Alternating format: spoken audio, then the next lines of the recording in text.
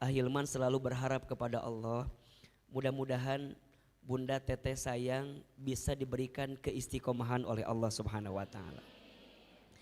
Karena yang paling mahal itu istiqomahnya.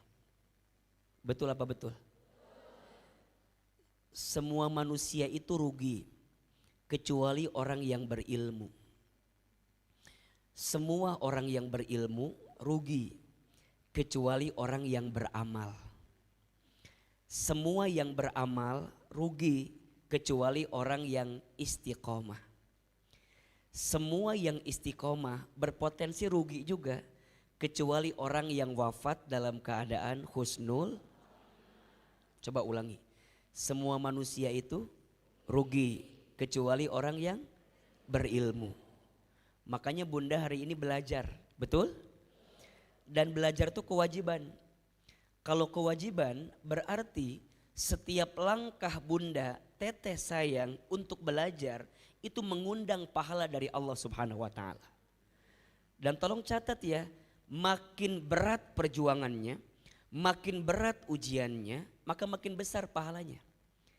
Jadi kalau Bunda datang ke taklim ini ngerasa bahwa berat banget pengorbanannya ya, apalagi hari Senin kan, sibuk apa enggak? Udah mah sibuk, macet. Apalagi Seninnya tanggal pertengahan bulan. Kermah macet, sibuk, teboga duit deh kan. Jadi pabaliut memang kadang-kadang ya. Tapi makin berat pengorbanannya, makin besar apa? Pahalanya. Betul apa betul? Maka Bunda sayang, jangan pernah ngerasa rugi ya. Jangan pernah ngerasa rugi. Aku mah ngaji teh meni asa kaduhung, jangan. Jangan menyesal karena setiap langkahnya apa? Dihitung sebagai jihad fi sabilillah. Setiap langkahnya menghapuskan dosa, setiap langkahnya mengangkat derajat, setiap langkahnya mengantarkan kemuliaan, setiap langkahnya Masya Allah duduknya menurunkan ketenangan. Duduknya mengundang kasih sayang, duduknya berhimpun malaikat, duduknya disebutkan oleh Allah namanya dalam dunia ini. Maka orang yang datang ke majelis ilmu beruntung atau tidak? Beruntung aja, beruntung banget. Cius. Mie apa? Mie ayam, mie ayam. Jadi semua manusia itu rugi kecuali orang yang berilmu. Tapi semua yang berilmu juga bisa rugi kecuali orang yang beramal. Catat ini.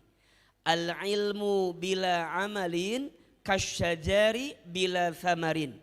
Ilmu yang tidak diamalkan seperti pohon yang tidak berbuah. Maka buah dari ilmu itu apa? Amal. Amal apa? Amal yang bisa meningkatkan iman kita kepada Allah. Maka sering Ahilman sampaikan ya, kalau Bunda taklim bukan semata-mata untuk tambah pinter. Kalau hanya tambah pinter, Google lebih pinter dibanding kita. YouTube lebih pinter dibanding kita, betul? Tapi kita itu taklim agar apa Ahilman? Agar meningkat iman kita ke Allah, makin tenang dalam hidup gitu loh. Gak galau-galau lagi, gak gelisah lagi ya. Lebih syukur dikasih nikmat, lebih sabar dikasih ujian, lebih ikhlas ketika beramal, lebih ridho ketika ada takdir. Kan itu yang paling penting. Betul apa enggak? Karena hari ini mohon maaf ya, tidak ada yang kurang yang Allah berikan. Yang kurang siapa? Kita saja. Makanya kita belajar, kemudian beramal. Karena kita banyak kurangnya. Kita kurang apa? Dikasih nikmat, kurang apa? Kurang syukur. Dikasih ujian, kurang sabar. Ketika beramal, kurang ikhlas. Ketika ada takdir, kurang ridho. Kalau dikumpulin, kurang ajar ya. Jadi masalahnya bukan di kehidupan kita, masalahnya di kita. Betul apa betul? Iya apa iya? Makanya kita berilmu, kemudian beramal. Karena selama ini kita banyak kurangnya. Maka mohon maaf ya, kalau ada yang bilang gini, Ucu ngaji cie ahli surga gitunya misalnya teh. Ulah dibalas, cie ahli neraka, ulah. Da moal bener eta mah bulak balik we terus. Jadi kita teh ngaji bukan karena kita pinter, justru karena kita mohon maaf bodoh. Kita beramal bukan karena kita soleh, justru karena kita kurang solehnya. Betul apa betul? Kita punya masa lalu yang buruk, kita punya aib, kita punya kekurangan. Makanya kita tutupi. Karena kita percaya kebaikan yang kita lakukan sekarang bisa menutupi keburukan kita yang masa lalu. Itu yang kata Nabi kan.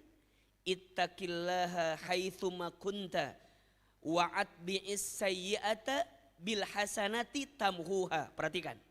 Bertakwalah kalian dimanapun berada. Dan ikutkanlah keburukan dengan kebaikan. Niscaya kebaikanmu saat ini menutupi keburukanmu di masa lalu. Jadi kalau bunda dulu, da aku mah dulu teh kumahanya, aduh gitulah pokoknya teh misalnya ya. Jangan putus asa. Selama bunda masih dikasih kehidupan, berarti bunda masih berpotensi mendapatkan kebaikan. Catat status hari Senin itu. Ya. Selama kita masih diberikan kehidupan, berarti masih berpotensi mendapatkan kebaikan. Jadi gimana Ustadz? Ya udah, sibuk saja dengan amal. Tapi ingat, semua yang beramal masih berpotensi rugi, kecuali orang yang istiqomah. Ahilman, apa itu istiqomah? Istiqomah itu artinya istimror, berkelanjutan. Allah itu suka sama perkara yang kecil tapi terus menerus. Daripada perkara besar dilakukan sekali-sekali.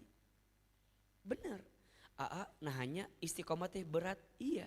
Karena pahalanya surga. Kalau ringan pahalanya kipas angin. Kulkas 1 pintu. Betul apa betul? Istiqomah itu berat, yang ringan istirahat. Catat status hari Selasa itu ya. Jadi ya udah jalanin aja. Sampai kapan Ustadz? Ini yang paling penting. Semua yang istiqomah masih berpotensi rugi. Kecuali orang yang wafat dalam keadaan husnul khotimah. Jadi kalau bunda mau istiqomah, salah satu tipsnya adalah perbanyak mengingat tentang pemutus kelezatan. Mengingat tentang kematian. Kalau kita gak lama di dunia ini sebentar kan. Jadi kalau bunda lagi gak semangat, ingat. Belum tentu pekan depan bisa ngaji lagi gitu loh. Kalau bunda lagi futur, ingat kita tidak pernah tahu sampai kapan Allah berikan kesempatan usia sama kita kan. Betul apa betul? Maka ada satu doa yang mungkin juga bunda hafal ya doanya. Coba doa ini baca setiap selesai sholat ya. Agar hidup kita bisa selamat di atas agamanya Allah. Dan pada akhirnya kita wafat dalam keadaan yang baik di hadapan Allah. Tahu gak doanya? Coba Ahilman sekali, bunda sekali ya. Allahumma inna nas'aluka salamatan fid din wa afiyatan fil jasad wa ziyadatan fil ilmi wa barakatan fil rizqi wa taubatan qablal maut wa rahmatan indal maut wa maghfiratan ba'dal maut. Allahumma hawwin alaina fi sakaratil maut wan najata minan nar wal afwa indal hisab. Perhatikan terjemahannya ya. Allahumma ya Allah, inna sesungguhnya kami, nas'aluka kami bermohon kepadamu, salamatan fiddin, selamat hidup kami di atas agama ini. Wa afiatan fil jasad, sehat afiat tubuh kami. Wa ziyadatan fil ilmi, bertambah ilmu kami. Wa barakatan fir rizki, berkah rizki kami. Wa taubatan qoblal maut, diberikan kesempatan bertobat sebelum maut. Wa rahmatan indal maut, diberikan kasih sayang ketika maut. Wa maghfiratan ba'dal maut, dan ampunan setelah kami maut. Allahumma hawin alaina fi sakaratil maut, ya Allah ringankan sakaratul maut kami. Jadi bunda, teteh sayang, kita itu masih berperang dengan syaitan sampai kita di detak-detik sakaratul maut kita. Dia masih menghembuskan kita agar lisan kita tidak mengucapkan kalimat la ilaha illallah di ujung wafat kita. Maka kita minta, ya Allah ringankan lisan ini, ringankan lisan ini. Salah satu ikhtiarnya apa? Perbanyak zikir. Jadi kalau bunda zikir, biasa melantunkan kalimat Allah di lisan kita, mudah-mudahan saat wafat tiba nanti lisan kita mengucapkan kalimat apa? La ilaha. Kalaupun tidak, lisan kita mengucapkan kalimat Allah, Allah, Allah, Allah, Allah. Itu sebenarnya perang yang paling besar. Maka bunda biasakan sampai pada akhirnya wan najata minan nar, ya Allah sukseskan kami untuk lepas dari siksa api neraka, wal afwa indal hisab, dan maafkan kami ya Allah ketika di hari dihisab nanti. Coba bunda, teteh sayang itu kan hafal doanya ya. Setiap selesai sholat baca itu. Ya, karena di antara waktu mustajab untuk berdoa salah satunya doa setiap selesai minimal. Kalau dalam sehari ada 5 yang wajib, berarti kita baca berapa kali? 5 kali. Insya Allah hidup kita selamat ya, tubuh kita sehat afiat, ilmu kita bertambah, rezeki kita berkah, dan mudah-mudahan kita semua nanti wafat dalam keadaan husnul khotimah. Amin ya rabbal. Baik. Bunda sayang, teteh sayang, hari ini tema kita apa? Hah? Oke. Maju dikit ya. Ini nomor siapa ini? Hah? Udah di save belum? Save ya. Sok save dulu. Kalau butuh uang WA ke sini ya nanti. Oh. Berarti markernya ini ya, apa? Permanen. Ya, nggak apa-apa ya, biar abadi nomor beliau ya. Mau nomor Ahilman apa enggak? Enggak usah ya. Follow aja Instagram saya, sudah follow belum? Ya. Ahilman Fauzi ya, yang ada centang birunya. Baik. Baik bunda sayang, kita langsung percepat ya ke tema kita hari ini. Agar masalah menjadi berkah. Baik, bunda sayang perhatikan. Di antara ciri hidup, ya, di antara ciri hidup kita di dunia, pasti ketemu dengan yang namanya apa? Masalah. Ad-dunya'u makanul musibah. Dunia ini tempatnya apa? Masalah atau musibah. Masalah. Oke. Dalam konteks bahasa kita disebut masalah.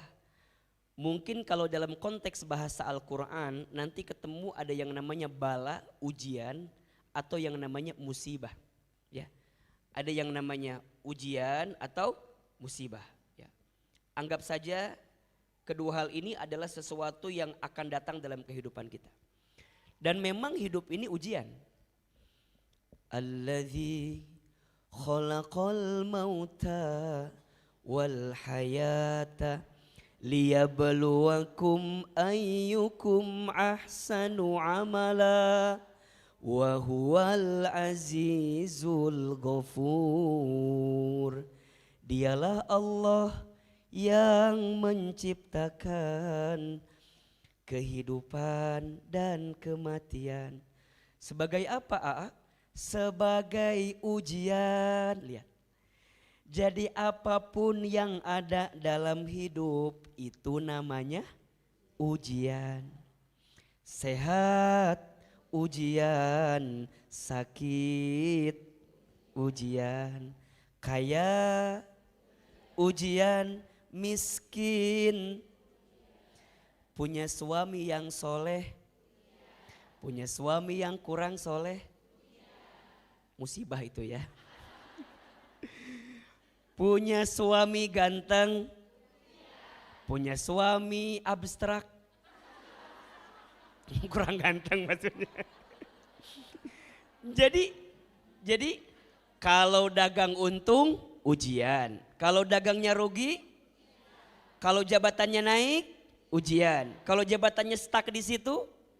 Jadi everything, setiap apapun dalam hidup kita adalah ujian. Apa yang ingin Allah lihat dari ujian? Lanjut ayatnya. Ayyukum ahsanu amala. Yang Allah ingin lihat siapa yang paling baik amalnya.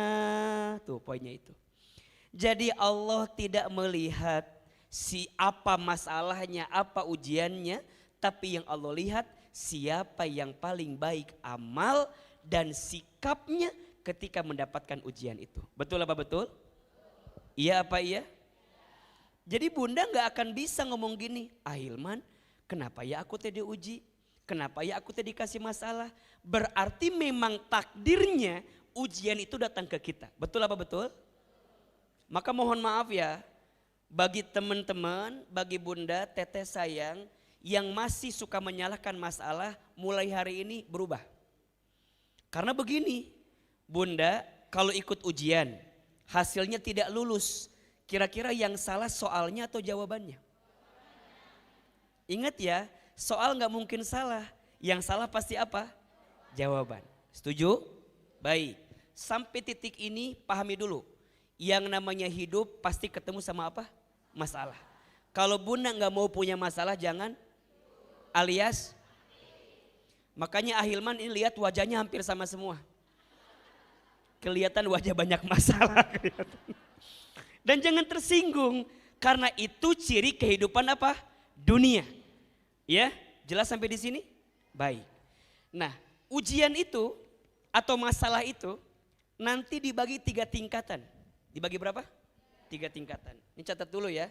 Tadi di sini surat Al-Muluk ayat 2. Biar ada landasannya begitu. Nanti kalau bunda bicara ujian, bicara musibah, bicara masalah, itu dibagi 3 tingkatannya. Dibagi berapa? Keterangannya coba dibuka. Quran surat Al-Baqarah ayat 214. Quran surat kedua ayat 214.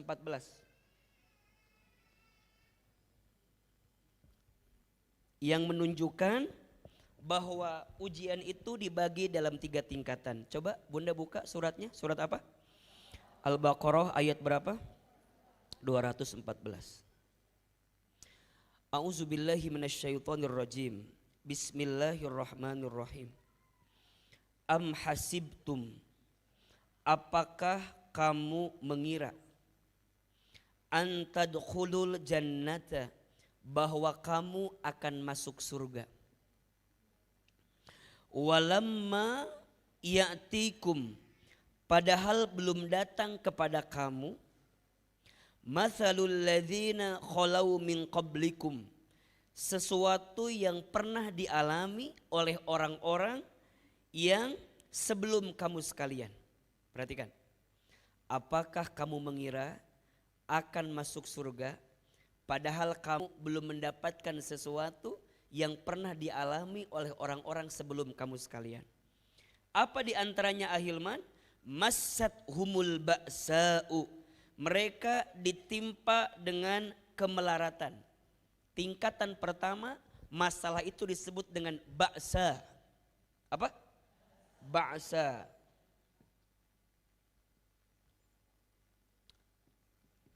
Apa itu ba'sa? Masalah yang ringan atau ujian yang ringan.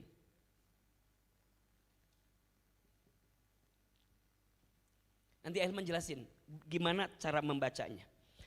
Kemudian yang kedua, wadh-dharra'u, dan sesuatu yang membahayakan atau memadaratkan dirimu.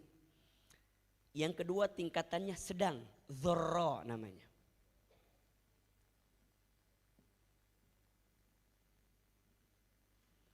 Ujian yang sifatnya sedang. Oke. Yang ketiga Wazulzilu, dan engkau mendapatkan sesuatu yang menggoncang secara keseluruhan. Jadi tingkatannya paling tinggi, paling berat. Zulzilu. Zulzilu. Berat. Lihat. Dalam hidup kita akan ketemu tingkatan ujian. 3 tingkatan masalah. 1, ada yang disebut dengan al-ba'sa, ujian yang apa? Ringan. 2, ada yang disebut dengan az-dharra, ujian yang sedang. Yang ketiga, ada yang disebut dengan zulzilu, tingkatan yang berat. Oke. Apa bedanya? Ringan itu sesuatu yang menimpa kita, ya, yang menimpa kita tapi tidak sampai membahayakan kehidupan kita. Saya ulangi, masalah yang menimpa kita tapi tidak sampai memadorotkan kita, tidak sampai membahayakan. Contoh, Bunda punya pasangan yang beda keinginan sama kita. Kita pengen pecel lele, dia pengen pecel ayam. Pernah nggak begitu? Masalah tidak? Masalah dong. Maunya dia sama kita kan. Tapi kan kalaupun beda nggak masalah kan. Tapi kadang-kadang jadi masalah atau tidak? Jadi masalah. Ringan aja. Kita maunya anak kita kuliah ke A. Tapi dia maunya ke B. Masalah tidak? Mungkin masalah tapi nggak membahayakan kita gitu loh. Kalaupun dia milih B juga nggak masalah, betul nggak? Bunda ikut taklim, wardrobe-nya warna merah. Tapi di imah teh aya warna merah, ayana warna hijau. Masalah tidak? Tapi tidak membahayakan kan? Kalaupun Bunda pakai hijau kemudian ke taklim nanti orang lain merah kan gak masalah kan? Membahayakan tidak? Membahayakan Ustadz. Tuh dibawa foto ku batur. tapi tidak membahayakan gitu loh, iya enggak?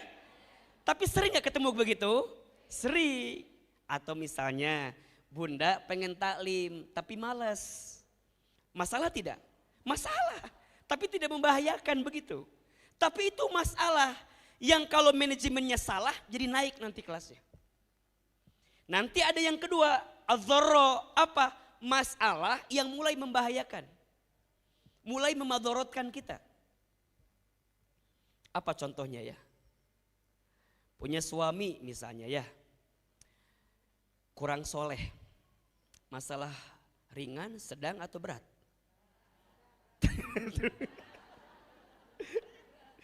Ya bisa jadi berat lah ya.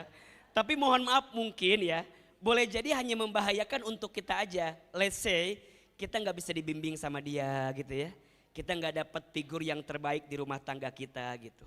Tapi nanti ada yang sifatnya zulzil. Kalau zulzil itu bukan hanya membahayakan kita, tapi membahayakan orang sekeliling kita.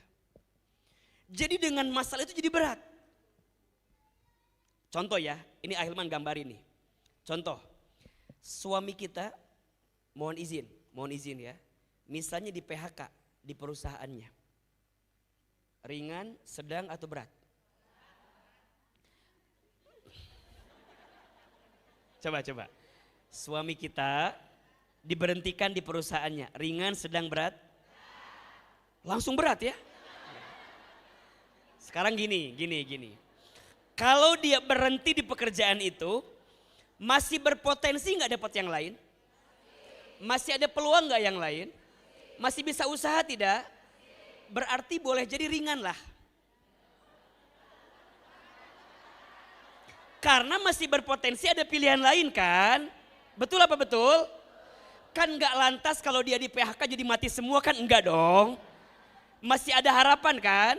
Oke, naik. Kalau dia di PHK, oke dia ringan lah. Tapi mohon maaf, mulai menggerus rumah tangga kita. Ibu sudah mulai agak terganggu dengan keadaan ini. Keluarga sudah mulai membahayakan dengan keadaan ini. Dari ringan naik jadi apa? Sedang. Nanti bisa naik level lagi yang berat. Ketika kapan? Mohon maaf. rasa cinta di antara keduanya sudah nggak ketemu gitu. Misalnya ibu minta lo, gue, ini misal ya. Karena ibu udah nggak kuat nih, udah nggak, sesuatunya udah berat banget nih. Ibu minta pisah. Ternyata ibu tahu juga, ternyata suami itu punya pinjaman di tempat lain. Baru nagih lagi utang. Lihat. Dari yang ringan, kemudian sedang, jadi apa? Karena ruang lingkupnya sudah mencakup banyak orang di situ. Jelas sampai di sini? Ada yang begitu kira-kira? Ada kan?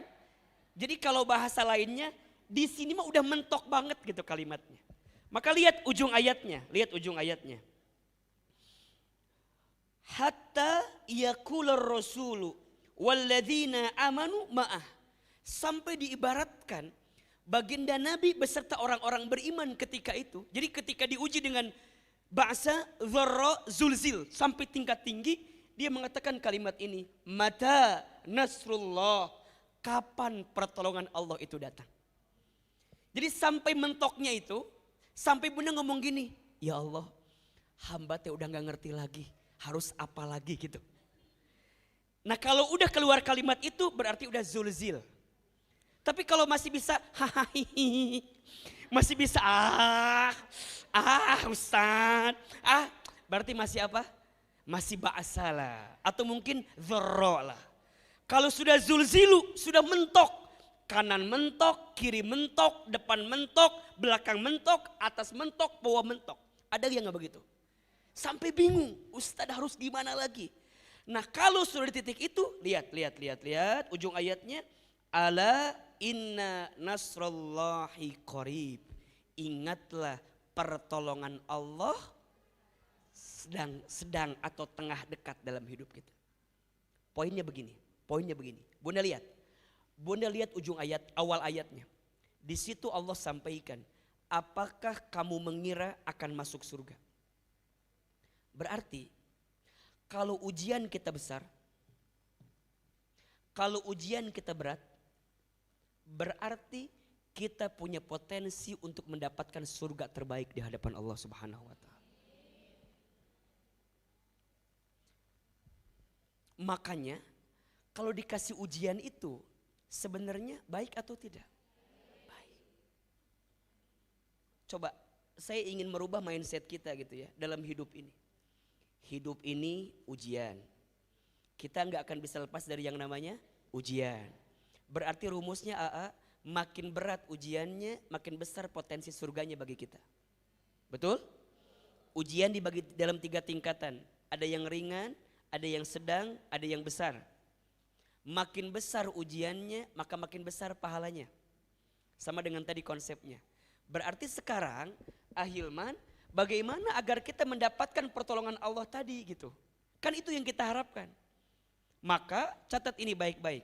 Kalau bunda diuji dalam hidup, kalau bunda dikasih masalah begitu dalam hidup, maka ada 2 tujuannya.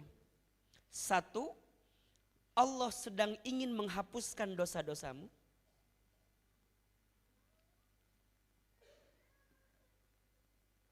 2, Allah sedang ingin mengangkat derajatmu.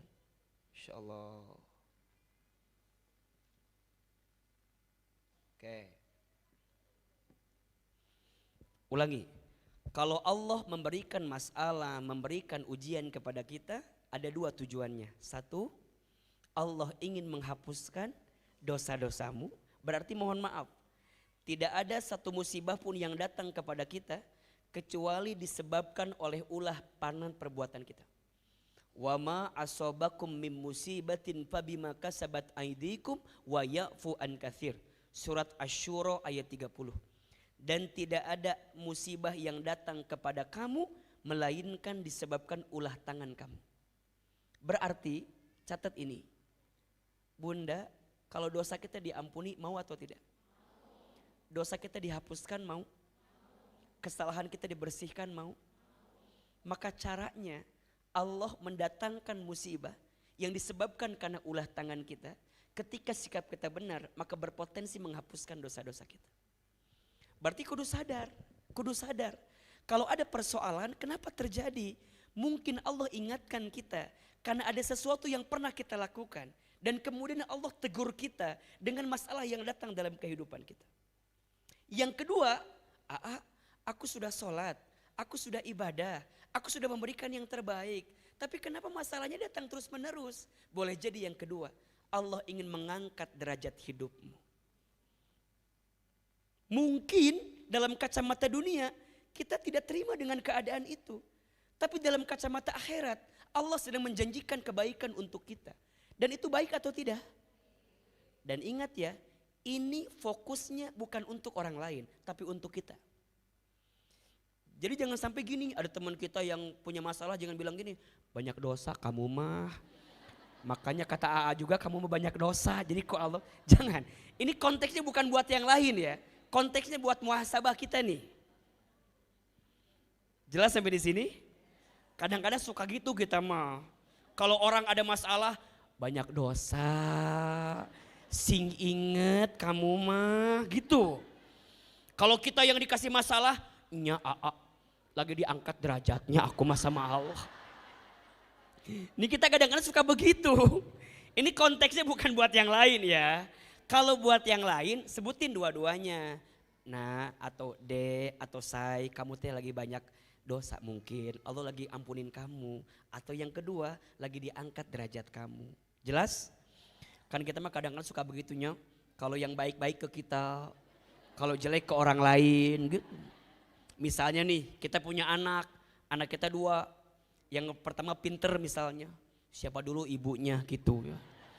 Yang kedua agak-agak lemot misalnya, Ustadz yang kedua rada-rada lemot, mirip bapaknya ini mah. Jadi jangan begitu.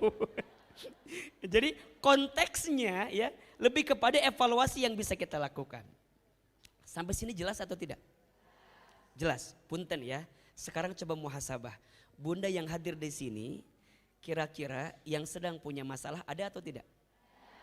Ada yang lagi diuji? Ada yang ngerasa hidupnya lagi ada masalah? Oke, coba masalahnya ringan, sedang atau berat? Oke. Yang berat masuk ruangan sebelah kanan ya. Yang sedang sebelah di tengah. Gitu. Karena nanti masing-masing ada treatmentnya ya, samalah kayak kita belajar gitu ya. Ada treatmentnya. Tapi Ahilman anggap aja lah semua di sini masalahnya sedang-sedang aja lah, ya kan? Kalau berat kan nggak ada yang stres di sini kan? Nggak ada yang tiba-tiba jadi kesurupan, nggak ada kan? Nggak ada. Ya udahlah anggap aja lah sedang-sedang saja lah ya. Oke lah Ustadz, kita dikasih masalah, dikasih ujian, oke lah. Nah sekarang begini, yang paling penting dari masalah itu apa? Bukan masalahnya, tapi apa? Sikapnya. Karena kalau ada orang yang ikut ujian, hasilnya enggak lulus, yang salah tadi apa? Jawaban, bukan soal. Apalagi nyalahin gurunya, jangan. Ya, yang salah pasti apa? Jawabannya. Ya, berarti yang seringkali salah dalam masalah bukan masalahnya tapi sikap dalam menghadapi masalah itu. Nah pertanyaannya, Ahilman, memang sikapnya orang itu kalau dikasih masalah seperti apa? Macam-macam. Sependek pengetahuan Ahilman, setidaknya ada 5 jenis orang ketika menghadapi masalah. Kita evaluasi ya, nanti Bunda masuk kategori yang mana? Tiga nih masalahnya, yang ketiga Zain di sini ada yang ketiga di sini. Ini jangan ditulis ya, takutnya salah nulis ya. Masalah ringan, sedang, berat, yang paling berat masalah Zen namanya. Jangan, ini nggak bisa dihapus ini jadinya. Jadi salah fokus, jadi kayak namanya masalah. Ya Allah. Lagian kenapa nulisnya gede-gede banget ya? Kan bisa aja kecil gitu kan.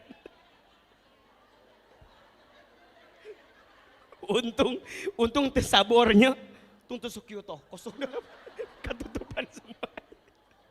Kan bisa aja nya di sininya 0822. Itu maksudnya naon coba yuk. Lanjut. Itu enggak bosan ceramah Ahilman enggak? Enggak bosan? Enggak capek? Yang capek siapa? Ya, baik. Bunda, kalau orang dikasih masalah ya, setidaknya kadang-kadang ya ada 5 sikap atau 5 karakter orang menghadapi masalah. Ada berapa? Nah, 5.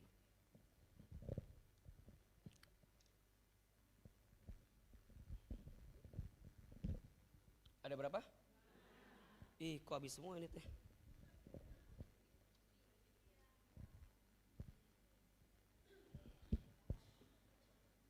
Oke. Ada berapa? 5. 1, ada yang disebut orang kecil sibuknya membesarkan masalah. Orang apa? Nah, orang kecil sibuknya apa? Membesarkan masalah. Ada nggak yang begitu? Ada. Masalahnya kecil tapi jadi besar, ada nggak? Berarti ingat, itu orang kerdil atau orang kecil. Di rumah tangga sering begitu tuh. Halo? Betul apa enggak? Oke, contoh. Bunda sering ada masalah yang sebenarnya simpel sih, tapi kadang-kadang jadi besar. Apa kira-kira contohnya ya?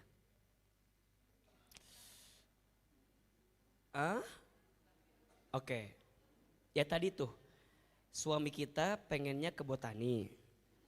Kita pengennya ke Cibinong City Mall. Berantem, kata suaminya Botani, kata kita CCM. Botani, CCM, kata anaknya Ayon. Kecil nggak sebenarnya? Tapi jadi besar nggak? Bunda di mobil gara-gara itu jadi debat nggak? Jadi bad mood nggak? Kehel kan? Turunkan aku di sini kan gitu kan? Kalau pas lagi PDKT kadang-kadang begitu kan? Jadi kesel kadang-kadang. Padahal simple nggak? Pertanyaannya di Botani ngejar apa? Di CCM ngejar apa? Di Ayon ngejar apa? Betul nggak?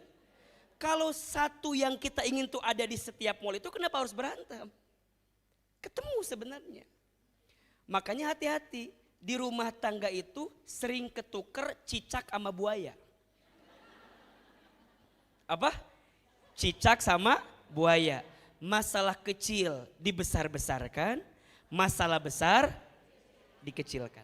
Contoh, masalah besar dikecilkan. Iya masalah besar tapi disepelekan. Urusan anak. Kata kita, ayah, si kakak teh mau sekolah di mana? Kata suami kita, atur ajalah. Kumaha mamah aja, iya enggak? Padahal seorang ayah penting enggak menentukan sekolah anak? Penting. Tapi tidak sedikit seorang ayah yang menyepelekan itu. Padahal tugasnya ayah memastikan pendidikan anak, betul enggak? Memastikan bagaimana perkembangan anak, itu memastikan seorang ayah. Tapi itu masalah besar, tapi sering disepelekan. Padahal harusnya seorang ayah harus tahu kemana sekolahnya, apa kurikulumnya, seperti apa pendidikannya. Perlu tahu tidak? Perlu. Ibu sekolah pertama, iya.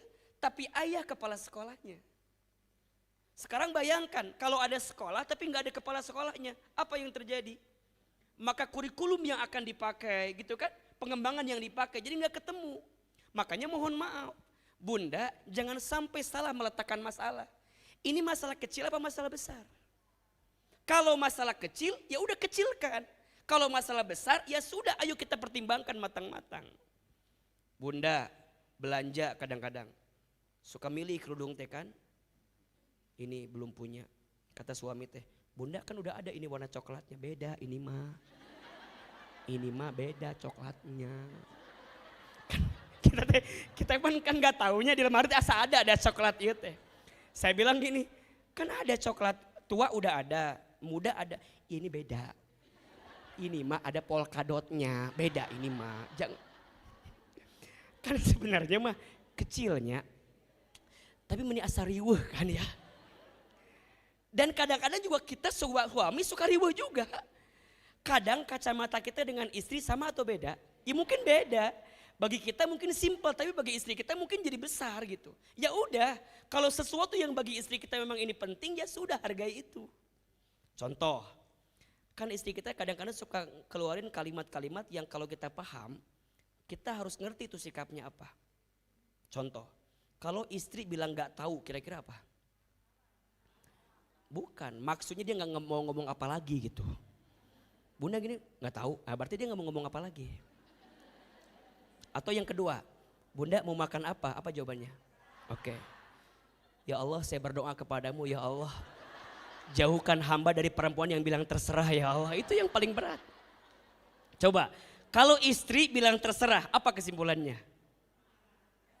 Bukan. Kalau dia bilang terserah, berarti dia butuh kita memberikan kepastian sama dia. Ustaz tahu aja, anak saya perempuan 3. 1 istri. Iya. Tahun ini kan gak tahu tahun depan makan ya. Ya 1. Ari Bunda siapa? Riwe sorangan. Ih, kita aja santai. Kenapa Bunda meniasa riwe? Boleh gak Ahilman nikah lagi? Ari ibu siapa bilang enggak segala? Iya, berarti ini tanda Bunda sayang sama saya kan? Tapi Bunda jangan begitu. Jangan sampai nanti kalau Ahilman misalnya nikah lagi nggak mau ngaji lagi, jangan. Naon coba Ahilman, katanya jaga perasaan. Nah, jangan begitu. Dan kita mah takdir nggak pernah ada yang tahu kan? Kok jadi iya sekarang? Jadi tadi sampai mana tadi ya? Ya udah pokoknya gitulah. Ya, jadi orang kecil membesarkan masalah. Nah kadang-kadang di rumah tangga sering begitu. Kita sama anak suka begitu tuh. Misalnya anak kita tuh nggak ngehargain kita ya. Suka bilang gini, nak kamu tuh hargain mama gitu. Cek si anak teh berapa harganya? Kan digituin kan. Coba Ahilman mau tanya, itu kalimat hargain mama penting gak sih? Sebenarnya gak penting-penting banget kan. Paling enak begini, Bunda bilang ke gurunya, Pak, Bu, nanti bilang ya ke anak kita agar menghormati orang tuanya. Bisa gak gitu? Jadi gak harus kita yang eksekusi gitu loh. Kamu lihat perjuangan mama. Mama teh bangun paling subuh. Mama teh manasin mobil. Nganterin kamu ke sekolah. Tapi cara kamu memperlakukan mama itu ya Allah. Tega banget. Coba sekarang saya mau tanya. Makin ibu ngomong gitu anak kita makin terharu gak? Gak terharu. Makin ibu ekspresif, hargai mama. Paling sama anak kita di storyin paling. Di storyin, di kamerain gitu. Mama udah actingnya udah actingnya. Makin Bunda berharap ke anak kita, kamu dihargain mama, anak kita malah makin kesel. Ujungnya mending kalau dia respon, ada yang gak respon, tiis main HP. Kita udah ekspresif kayak gimana juga, betul apa enggak? Berarti bukan salah ngingetinnya, tapi waktunya kurang tepat. Bondingnya nggak kena gitu loh kalau dalam bahasa parenting. Jadi Bunda langsung, ayah masalah kesel hari itu di mobil lagi ngomongnya. Anak kita pulang sekolah, pulangnya sore lagi. Udah. Ngomong apa sih? Bingung buat dia. Berarti gimana? Udah kalau Bunda begini bondingnya kuatin lagi. Nanti ketemu di titik dia mau tidur, diusapin kepalanya. Nah, kamu tuh tadi begini, mama tuh sakit hati tahu gak sih? Dia lagi itu, sudah mulai turun kan tensinya kan? Oh mama sakit hati ya, maafin aku ya. Ujungnya gitu tuh. Makanya kalau acting jangan pas-pasan. Kudu total gitu loh. Kalau mau nangis ya nangis gitu loh. Kamu teh, nah gitu tuh. Kalau Bunda gak ketemu waktunya dibalikin sama anak kita. Hargain mama, berapa harganya? Kadang-kadang kita tuh suka ya masalah kecil dibesar-besarkan. Bukan salah masalahnya, tapi salah apa? Kitanya, sikap kitanya. Contoh, Bunda ketemu sama teman mau cerita sama kita. Coba saya mau tanya, kalau teman kita mau cerita yang dia butuhkan apa pertama kali? Bukan nasihat kita, bukan tausiah kita, bukan. Tapi apa? Dia butuh telinga kita untuk mendengar masalah dia. Jadi kalau ada orang yang cerita dengerin aja. Aku mau cerita apa? Begini-begini. Kamu juga dengerin. Allah Subhanahu wa taala berfirman. Dia tuh baru mulai cerita coba. Baru mulai cerita. Aku teh punya suami.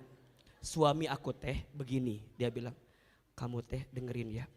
Dalam surat An-Nisa ayat 24. Ar-rijalu qawwamuna 'alan nisa. Fassolihatu qanitatun. Pertanyaan saya, dia lagi ada masalah. Kita kayak begitu. Kira-kira dia marah gak sama kita? Besti, lu mah gak ngerti perasaan saya. Ujungnya apa? Yang tadinya mau cerita karena kita responnya salah jadi ngambek kan. Ujungnya diblok. Jadi musuhan sama kita. Kamu gak ngerti perasaan saya. Kan gue mau cerita. Ya kan gue mau nasehatin elu. Gue gak butuh nasihat elu. Gue butuhnya elu dengerin dulu masalah gue. Bahkan yang Ahilman tahu ya. Perempuan itu kadang-kadang dia cerita masalahnya sendiri, jawab sendiri. Jadi sebenarnya ujungnya dia juga yang jawab kadang-kadang. Coba aja di Bunda perhatiin. Satu kali saya pernah tuh ketemu kan datang orang. Mau cerita panjang. Aku tuh sama rumah tangga aku begini. Saya dengerin dia. Oh iya, terus gimana? Iya begitu, terus. Abis beres ngomong gini. Kan harusnya aku tuh lebih sabar ya ayah ya. Aku tuh lebih tenang ya, lebih terbuka ya ayah. Lebih ridho aku tuh ya, kan ini kok juga dari Allah ya ayah.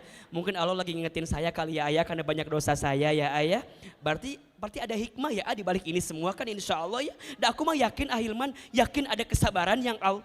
Dalam hati saya ngomong sorangan, cerita sendiri, jawab sendiri. Makanya saya mah kalau ditanya sama orang, kalau orang cerita udah aja amin. Karena dia udah cerita dengan jawab sendiri, betul apa betul?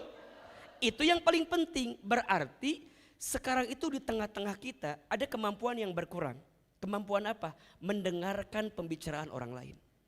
Banyak orang yang belajar public speaking, tapi sedikit orang yang belajar listening. Ya kan, public listening. Padahal yang paling penting itu apa? Kemampuan apa? Mendengar. Bunda di rumah tangga, aman rumah tangga kalau masing-masing menyediakan telinga untuk mendengarkan curhatan pasangannya. Selama ini enggak, ujungnya apa? Dia curhat dengan yang lain. Ustadz, aku tuh berasa gak didengarkan di rumah tangga aku. Bisa gak mulai hari ini Ustadz aja yang dengerin perasaan aku Ustadz. Kan jadi liar kak Ustadz nanya. Nu awalnya jadi baik, awalnya teh Ustadz teh udah baik, jadi kadi itu ujungnya teh gitu. Berarti coba Bunda di rumah ya, siapin waktu untuk saling dengerin aja. Ayah tadi ada masalah apa di kantor? Paling apa jawaban suami kita? Gak usah tahu lah, kamu malah ribet. Ujungnya kan gitu kan? Sama Bunda juga. Kalau habis ngaji, Bunda tadi ngajinya sama siapa ustadznya? Ustadz Hilman, materinya apa? Gak ngerti, kamu malah tetap ujungnya kadang-kadang sok gitu. Padahal itu masa untuk Bunda juga cerita ke suami kita. Agar masalah kecil jadi gak masalah besar. Karena kalau kita membesarkan masalah namanya orang apa? Kerdil, orang kecil. Jelas sampai di sini? Ada gak di sini yang begitu? Yang mana orangnya? Ya, mulai hari ini, oh nya aku tuh ada di sini nih. Yang kedua, ada orang biasa sibuknya membicarakan masalah. Orang biasa sibuknya apa? Membicarakan masalah.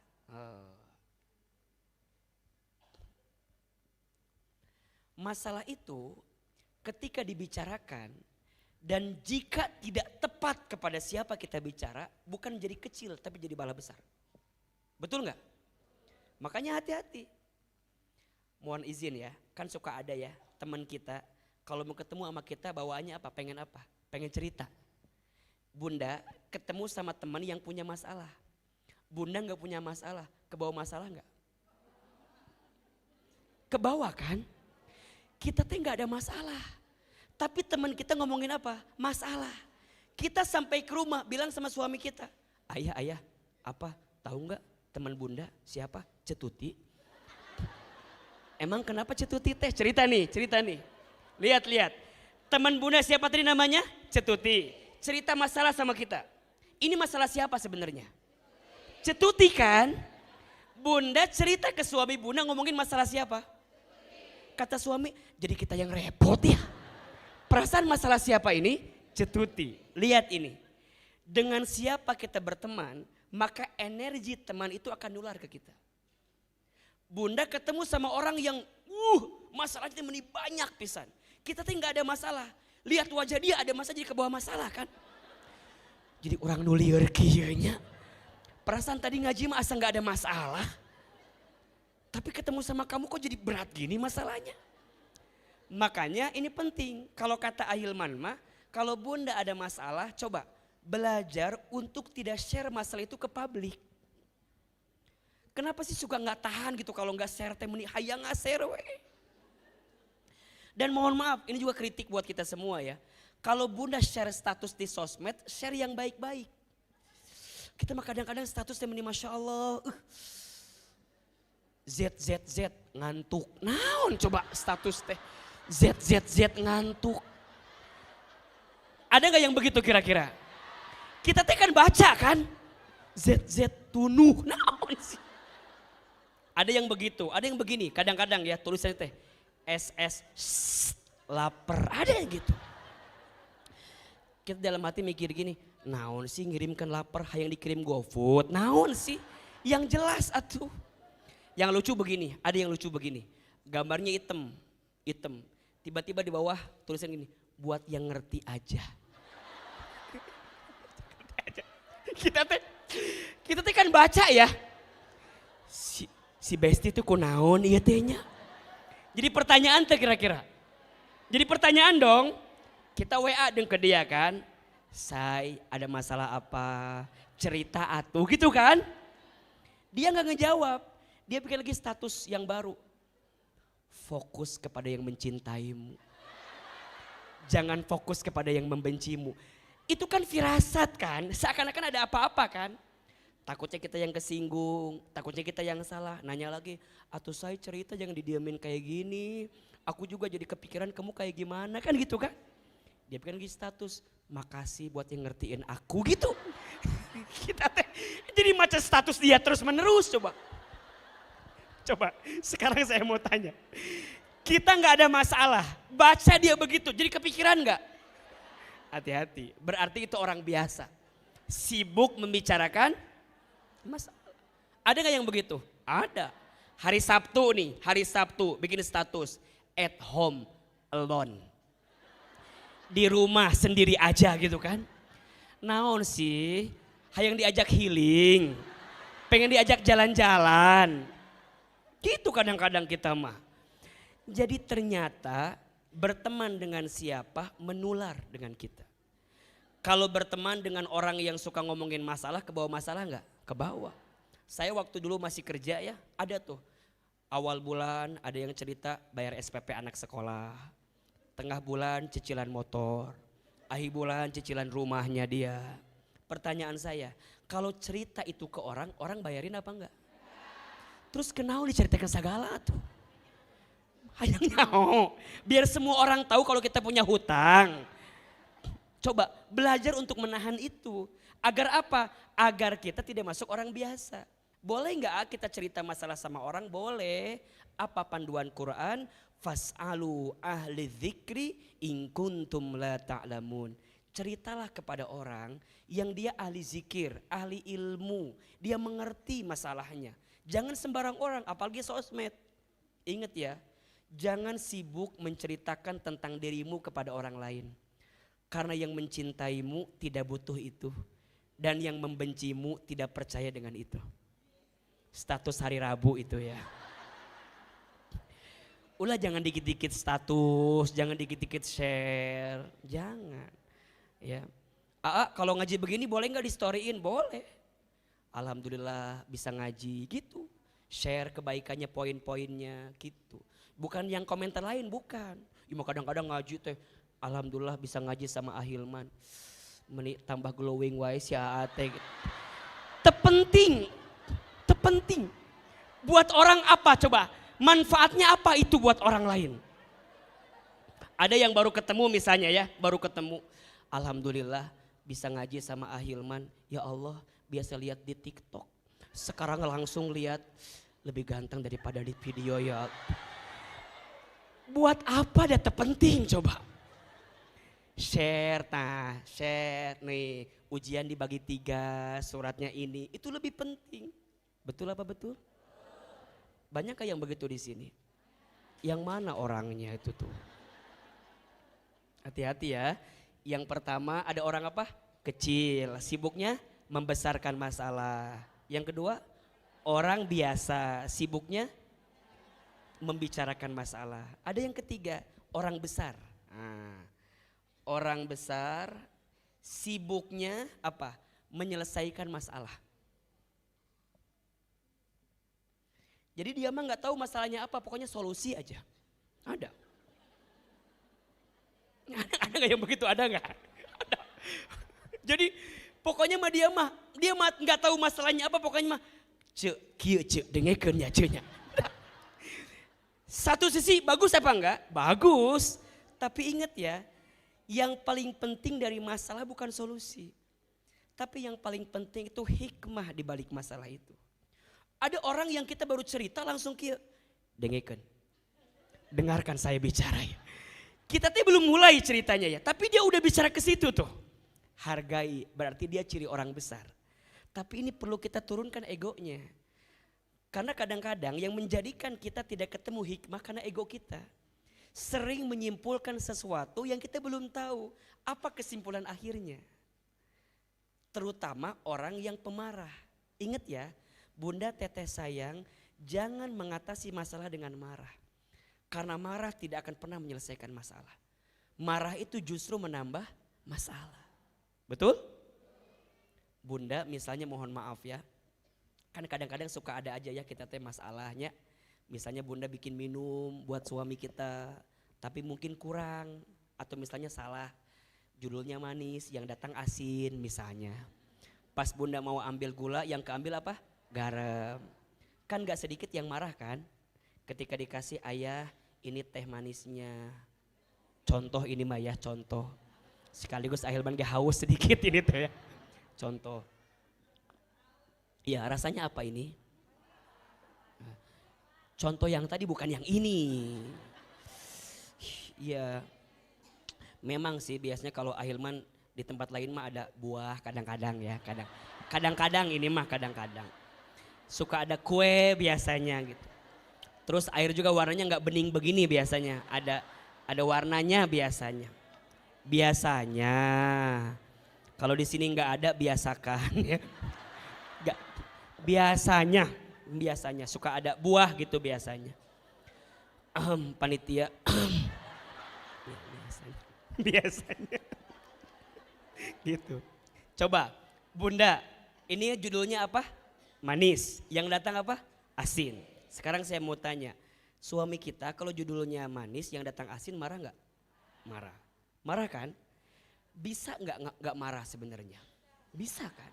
Bisa aja bilang gini, Bun ini salah masukin gula, Bunda masukin garam. Bisa gitu kan?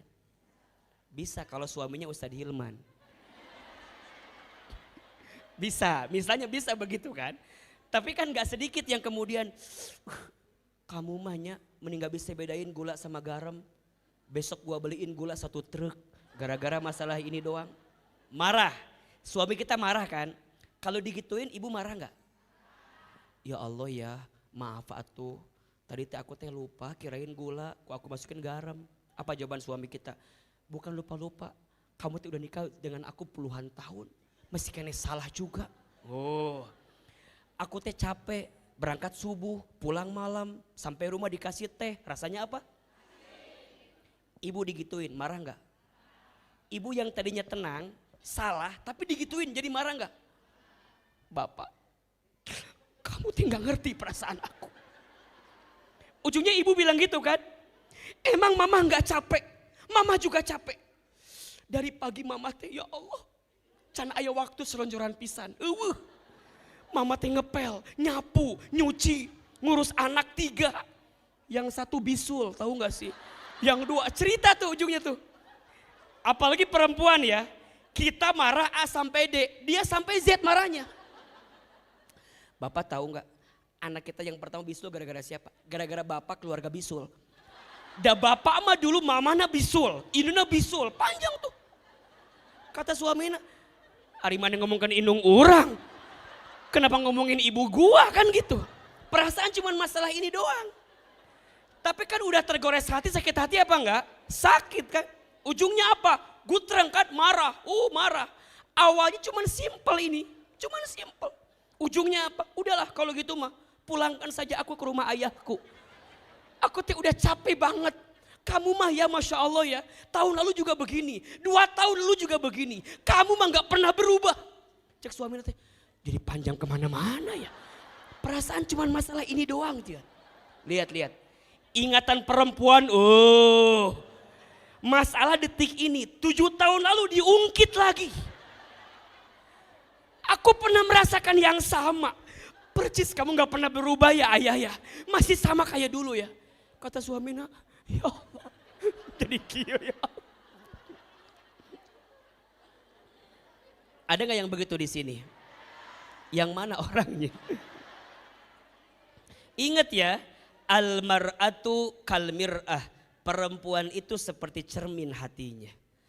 Cermin itu kalau sudah pecah, mungkin kau bisa merangkai kembali pecahan cerminnya. Tapi pantulan cahayanya tidak akan sama seperti sedia kala. Itulah hati perempuan. Kalau sudah sakit, mudah memaafkan, tak mudah melupakan. Catat ya, status malam Jumat. Benar, coba. Kalau udah marah gitu, rame gak jadinya? Jadi besar kan, lihat. Memang pengen nyelesain masalah tapi gak ketemu. Ujungnya apa? Pulang, aku pengen pulang. Suami kita juga lagi marah. Apa kata suami kita? Ya udah, mau dipesenin Gojeknya sekalian. Jadi gak mau nganterin tuh, jadi marah. Pulang aja, mohon maaf ya, mohon maaf. Seminggu masih kuat, 2 minggu masih kuat. Sebulan tidur sendirian, gak kuat kan? Akhirnya datang ke rumah bapaknya, diketok pintunya. Assalamualaikum, salam. Udin, namanya Udin. Jadi suaminya namanya Udin ini namanya. Ditanya. Iya, Udin, iya Pak, nanya. Lilis ada, nama istrinya Lilis namanya ya. Panggil lah. Lis, iya, nih ada suami kamu nih, Udin, datanglah. Dia cerita sama Lilis, Lis, maafin ya, abang tuh kemarin kemasukan setan. Kata Lilis, ya lu setannya. Lihat marah nih. Maafin ya, udah kita pulang aja sekarang Maya. Mulai lagi dari nol gitu. Kata istrinya daripada pulang mendingan nyanyi dia. Lagu Rita Sugiarto. Tajam-tajam kata-katamu, seram-seram perbuatanmu, kau terus sakiti aku gitu ya. Ada gelagapnya. Marah, ujungnya gutreng marah. Mohon maaf ya, tadi masalahnya kecil enggak? Urusan kecil jadi besar, bahaya. Biasa dibicarakan, bahaya. Orang besar pengen diselesaikan, tapi caranya salah, jadi bahaya juga. Jadi tidak semua masalah butuh solusi. Yang dibutuhkan bukan solusi tapi hikmah di balik masalah. Kalau misalnya mohon maaf ya, kita datang udah dari nol lagi, tapi gak berubah, pasti ketemu lagi titiknya. Makanya kalau bunda lagi ada masalah, jangan minta diselesaikan dulu sebelum kita tahu hikmahnya apa di balik masalah itu. Makanya ingat ini, rumah tangga sakinah itu bukan rumah tangga yang tidak ada masalah. Rumah tangga sakinah itu rumah tangga yang jadi dewasa ketika ada masalah. Jadi berubah. Dan mohon maaf ya, yang Ahilman rasakan justru rumah tangga tuh gak ada yang namanya senior junior, gak ada. Karena makin usia bertambah, masalahnya makin lain-lain, betul gak? Berarti ilmunya juga kudu makin nambah. Kalau ilmu kita gak nambah, persoalannya makin nambah. Masalah makin nambah, ilmu gak nambah. Masalah gak? Masalah.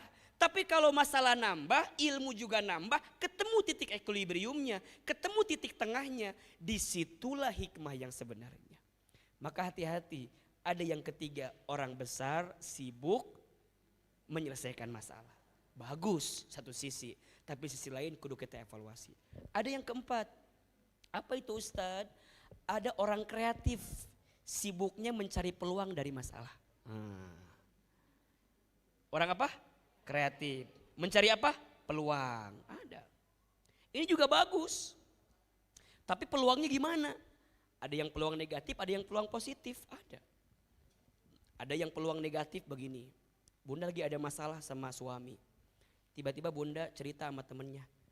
Besti, apa?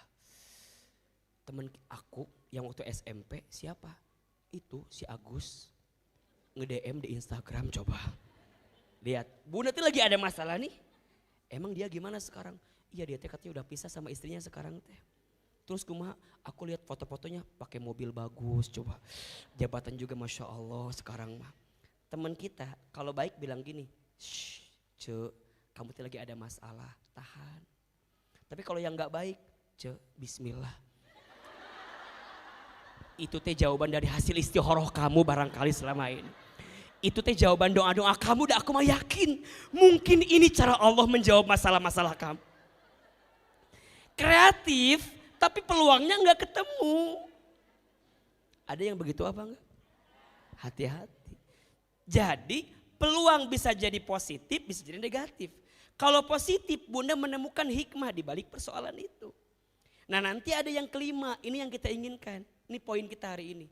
Ada orang beriman, apa? Naik derajat dengan masalah. Apa? Ada orang beriman, naik derajat dengan masalah. Gimana cara naik derajatnya? Ketika ditimpa masalah membuat dia semakin dekat dengan Allah. Itulah orang yang disebut masalah menjadi berkah gitu. Jadi berkah itu apa Ustadz? Ziyadatul khair, bertambahnya kebaikan. Jadi kalau bunda ingin berkah di balik masalah, jadikan masalah sebagai titik poin agar kita meningkatkan iman kita kepada Allah. Coba dibuka surat Al-A'raf ayat 96. Surat apa? Al-A'raf ayat berapa? 96. Surat ke-7 ayat 96. Ini rumus kalau bunda ingin hidupnya berkah. Termasuk kalau bunda ingin mengubah masalah jadi berkah. Gimana caranya AA? Lihat Al-A'raf ayat 96. A'udzubillahi minasyaitonirrajim. Bismillahirrahmanirrahim. Walau anna ahlal qura, dan sekiranya penduduk negeri itu, atau dan sekiranya keluarga itu, atau dan sekiranya orang-orang itu, apa? Amanu, dia beriman, wattaqau, dan dia bertakwa. Lihat poinnya. Dan sekiranya kamu beriman dan bertakwa, la fatahna alaihim barakat, maka pasti Allah subhanahu wa ta'ala akan melimpahkan kepada mereka apa? Barakat, keberkahan. Keberkahan. Dari mana? Minas samai wal ard, dari langit dan bumi. Berarti rumusnya kalau kita ingin hidupnya berkah, tingkatkan imannya, tingkatkan ketakwaannya. Berarti kalau masalah ingin berbuah jadi berkah, dengan masalah harus menjadikan kita meningkat imannya, bertambah takwanya. Ini poinnya. Makanya sering Ahilman sampaikan, siapapun di antara bunda, teteh, sayang, yang hari ini sedang punya masalah, jangan sibuk dengan masalahnya, tapi sibuklah mendekat kepada Allahnya. Jadi kalau kita ditimpa persoalan, ditimpa masalah, ditimpa kegelisahan, langsung ambil air wudhu, gelarkan sajadah, sholat 2 rakaat, ambil mushaf Quran, kemudian baca. Setelah itu maka bunda mendapatkan ketenangan untuk menghadapi masalah seberat apapun. Kadang-kadang yang membuat kita menjadi rumit dengan persoalan kita, karena kita terlalu pede dengan kemampuan kita. Ujungnya kita terombang-ambing dengan keadaan itu, sehingga kita merasa jauh gitu dengan keadaan itu. Padahal ingat, la yukallifullahu nafsan illa wus'aha. Allah tidak akan memberikan beban melebihi batas kemampuan. Berarti Ahilman, kalau ada yang diuji hari ini, kenapa ujiannya berat? Kenapa masalahnya berat? Kenapa seakan-akan besar persoalan ini? Karena Allah percaya hati dan tubuhmu kuat untuk menghadapi masalah itu. Kenapa enggak yang lain? Kenapa harus saya? Kenapa harus aku? Iya, karena aku percaya kamu bisa, kata Allah. Kamu mampu, kata Allah. Kamu kuat, kata Allah. Pertanyaannya, Allah aja kuat, kenapa kita nggak kuat? Allah aja percaya sama kita, kenapa kita nggak percaya sama Allah? Makanya bunda sayang, ini rumusnya nih. Kalau mau jadi berkah, tingkatkan imannya, tingkatkan ketakwaannya. Karena ada orang yang dikasih masalah jadi jauh ke Allah, ada nggak? Ada. Stres, frustasi, bunuh diri, ada nggak? Ada. Makanya mohon maaf ya, kalau sekarang bunda punya masalah dan dengan masalah itu membuat bunda makin dekat ke Allah, maka catat baik-baik, itu namanya anugerah. Bunda bisa hijrah karena ada masalah, anugerah. Bunda jadi salehah karena masalah, anugerah. Mohon izin ya, bunda yang biasanya tidak pernah pakai hijab, ketika ditimpa masalah, bunda merubah penampilan bunda lebih syar'i misalnya, itu hidayah, itu anugerah. Bunda gak pernah taklim, tiba-tiba pas ada masalah jadi mau taklim, itu anugerah. Bunda gak pernah tahajud, tiba-tiba bunda jadi tahajud ketika ada masalah, itu anugerah, itu berkah, anugerah, berkah, jaga itu. Jangan sampai ketika nanti masalahnya hilang, bunda balik lagi, jangan. Justru makin kuat, makin kuat, makin kuat, makin kuat. Karena justru ketika kita tenggelam dalam masalah, Ustadz kenapa ya? Kok makin berat masalah saya? Bukankah saya udah ngaji? Bukankah saya udah talim? Bukankah saya udah sholat? Bukankah saya udah merubah diri saya sendiri? Kok tambah berat? Berarti tambah sayang Allah sama kita. Ingat ya, ciri Allah sayang itu bukan Allah cabut masalah dunia kita, bukan. Boleh jadi Allah timpakan masalah dunia kepada kita agar kita makin yakin ke Allah. Makanya perhatikan di ayat yang tadi Ahilman baca tuh, la yukallifullahu nafsan illa wus'aha laha ma kasabat wa 'alaiha. Lihat kalimat ini, Rabbana la tu'akhidna in nasina aw akhtana. Rabbana wala tahmil 'alaina isran kama hamaltahu 'alal ladzina min qablina. Rabbana wala tuhammilna ma la taqata lana bi. Lihat, Robbananya 3 kali tuh. Robbana, Robbana, Robbana. Isinya semua minta ampunan ke Allah. Ya Allah, jangan timpakan kami, jangan bebani kami, jangan hukum kami. Kan bisa aja Robbananya sekali, bisa nggak? Tapi kenapa Robbana disebutkan 3 kali? Poinnya, kalau kita ditimpa masalah, Allah tuh ingin kita berkali-kali datang ke Allah. Allah tuh pengen kita berkali-kali mendekat ke Allah. Sampai titik poinnya apa? Kalau Allah sudah mengerti nih, Allah tahu nih kamu berubah nih, Allah tahu kamu mengerti nih, Allah tahu kamu paham nih. Ujungnya apa kata Allah? Wa'fu anna, aku maafkan kamu. Waghfir lana, aku ampuni dosa-dosa kamu. Sampai titiknya warhamna, aku sayangi kamu. Dunia boleh hilang, tapi sayangnya Allah gak boleh hilang dalam hidup kita. Dunia boleh pergi, asalkan jangan Allah yang pergi di hati saya. Asalkan jangan kasih sayang Allah yang pergi. Makanya bunda, ada titik di mana kita ngomong begini, ya Allah, hamba ridho dengan semua ketentuanmu. Ambil aja semuanya. Tapi jangan engkau ambil kasih sayangmu kepada kami. Maka bunda nih, di antara ciri Allah mencintai hambanya, bukan memberikan dunia. Tapi Allah menitipkan pesan cinta kepada hamba itu untuk makin cinta dengan Allah subhanahu wa ta'ala. Bisa nangis di sepertiga malam, nikmat bukan? Bisa sujud lebih lama, nikmat bukan? Bisa doa panjang, nikmat tidak? Bisa nangis ketika berdoa, nikmat atau tidak? Bisa taklim bersabar seperti ini, nikmat atau tidak? Mohon izin ya, mungkin ada di antara bunda yang ngerasa bahwa, kenapa aku ada di sini sekarang ya? Ada di titik ini, padahal dulu gak pernah tahu tuh ngaji kayak gimana, taklim gimana, kajian gak mau. Sekarang Ustaz jadi kecanduan banget ngaji. Satu kali datang ke sini gak ada pengajian. Saking luar biasanya gitu loh. Ada nih jamaah, mohon izin ya. Setiap Ahilman ngisi orang itu pasti ada nggak? Dimanapun dikejar. Kalau sudah titiknya ketemu nggak titiknya? Di mana? Di situ, di sini, di situ, di sini. Kadang-kadang mikir gini, aku teh kunaonnya meni asa cinta pisan ke Ahilman teh. Meni asa datang deui, ngaji tuh datang lagi. Ingat ya, bukan karena Ahilman. Tapi bunda dititipkan cintanya oleh siapa? Yang melembutkan hati kita siapa? Makanya kalau ada yang bilang, sekarang jamaahnya ya Masya Allah tambah banyak. Bukan hebatnya saya. Tapi Allah melembutkan hati bunda, wasilahnya mungkin oleh kita. Tapi tetap berarti bunda yang diinginkan oleh Allah mendapatkan kasih sayang dari masalah yang kita punya. Makanya kalau ada masalah datang ke taklim. Kalau ada masalah mendekat ke Allah. Karena itu titik di mana bunda bisa mendapatkan keberkahan. Tingkatkan iman, tingkatkan ketakwaan. Nah, apa sikapnya Ahilman? Kalau dikasih masalah agar bisa meningkatkan keberkahan, maka nanti bunda ketemu titiknya. Namanya 3M. Apa? Sikapnya 3M.